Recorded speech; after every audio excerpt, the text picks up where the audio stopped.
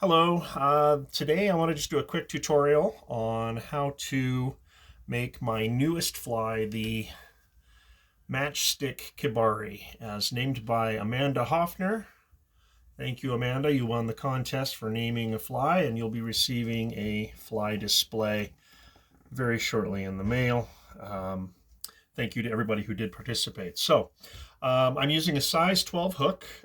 These are just a general size 12. You can do a 10, I suppose, or you could do a 14. I probably wouldn't do much more than that.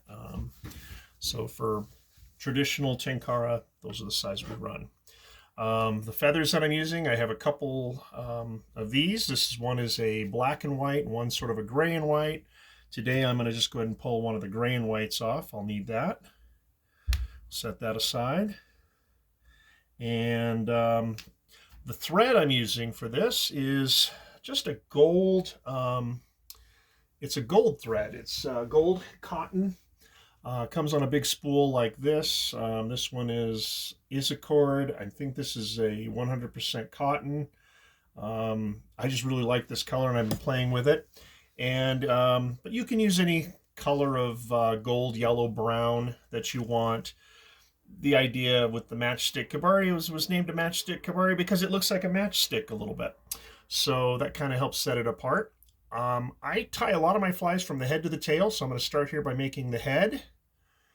And we'll go to the tail in just a minute here. But I make just a decent sized little head. Don't want to crowd the eye, of course. Once I've gotten here, crowd a nice little head there. Find my nips. There they are, way up here.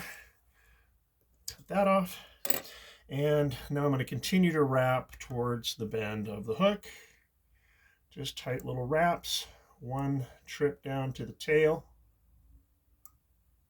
and back up to where the head was. Then I guess would be technically the neck if that's the head. All right, we're going to go ahead and I've got my gray feather. I'm going to go ahead and strip away all this fluffy stuff and leaving the stem of the feather, and I'm going to pull this back just a little bit so I can find just a little tuft at the tip.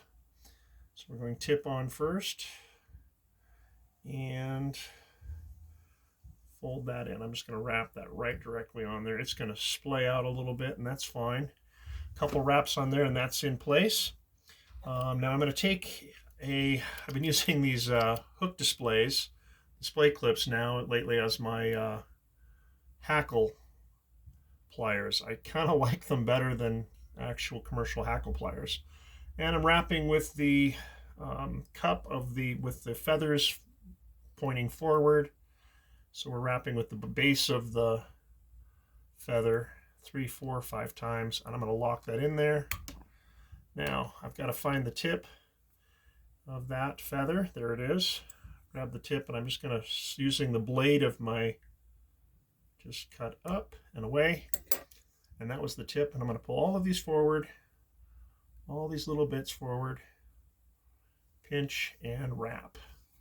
And those will lock those in place in a forward position. Now, this next part is an ingredient called the Sharpie marker. I have been doing a lot of different flies lately with Sharpie markers, and I haven't seen this posted anywhere, published anywhere. I've seen, of course, people use Sharpie markers to color in different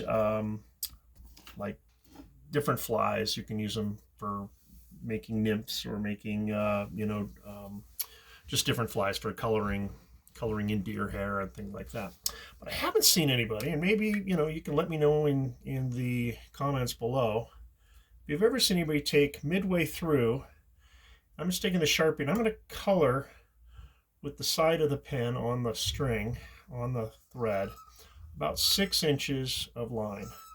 In essence, what I'm doing is I'm dyeing this very portion of the thread, just this portion, so that I don't have to tie in an extra red thread to do this next part, which is kind of a red thorax.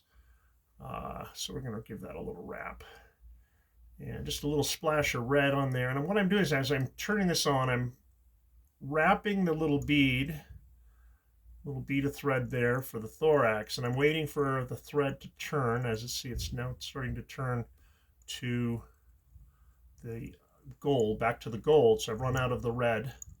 And now I'm going to again tie one more trip down to the hook bend and back using the gold thread. Really simple, really easy. I used this too to make segmentation on a fly too, the image segmentation, by wrapping, doing this at the end and wrapping that segment forward towards the head to create, you know, those segments, little segments on there. So we're already up to there. I'm going to go ahead and give this a little, do a double 1, 2, 3, 4. Little, I like to whip finish things. Give it a second one.